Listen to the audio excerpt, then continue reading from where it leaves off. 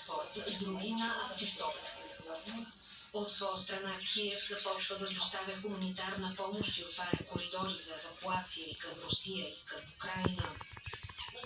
Мирът на земята е най-желаното нещо. Иска ми се хората да не страдат и да могат да живеят по домовете си. Какво друго?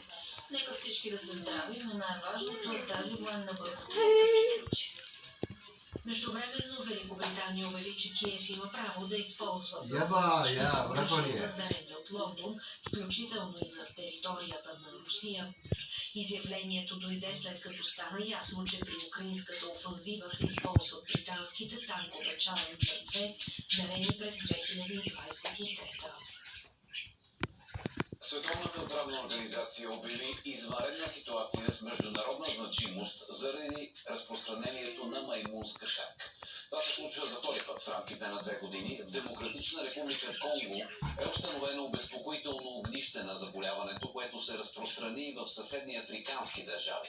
Маймунската шарка е вирусно заболяване, което причинява обрез с микроби. Разпространява се чрез физически контакт с заразени хора или животни, но и чрез контакт с заразени материали. Днес е Голяма Богородица, празнуват хиляди българи, празникът по традиция се отбелязва и в храмовете в цялата страна.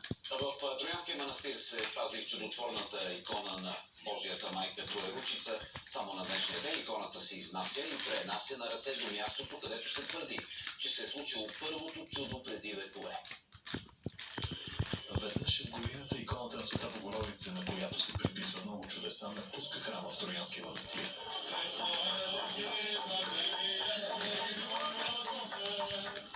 Стотици жители и гости се събраха в село Орешак, за да се включат в шествието и поклонението пред лика на Божията майка с 3 ръце. Госпожа, Ние сме всички живи и здрави. Да сме живи и здрави и по-смирени. Хубаво е да се пречистиме и да сме по-добри.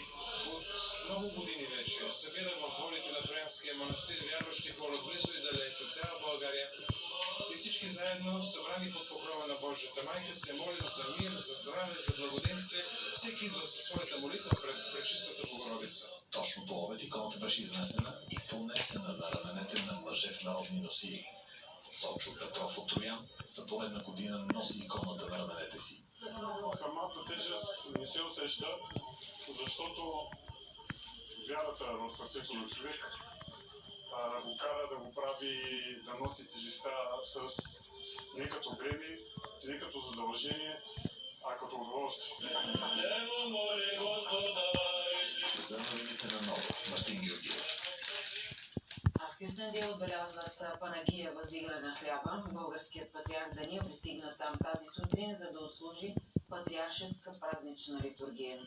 След това той направи водосвет на празничните хлябове. В литургията участваха Осогорският митрополит Григорий и митрополит Йосиф от Северна Македония, което Даниил разчете като знак за единство. Защото вижте, в Северна Македония днес по старият стил е 2 август. Пренасене мощите на свети архидиакон Стефан. При тях е пост, но те дойдоха тук да влезат заедно с нас на тази радост, това събитие. Това не е ли любов? Не е ли това пример на любов? Това е, затова казваме, любовта казва преодолявай греховете, преодолявай различията и стои над всичко. Добре, българския патриарх. Сега продължаваме с спорт и време. След малко интервюто, останете с това.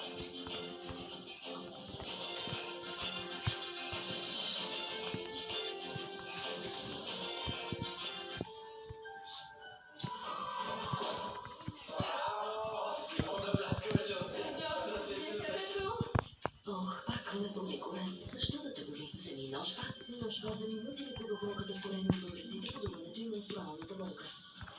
Когато те боли корем, веднага нощ-па. Нощ-па. Избрана на българите при болка в корема. Лекарството по антибиотицата за възрастни съдържа тротовирин хидрофлуид. Преди употреба прочетете листовката. Голяма разпродажба на градински стоки в Носи Бриколаж. Ела и виж неустоимите ни предложения с отстъпки до 50% за градински мебели, басейни, шатри, чадъри и техника за косене. През август магазини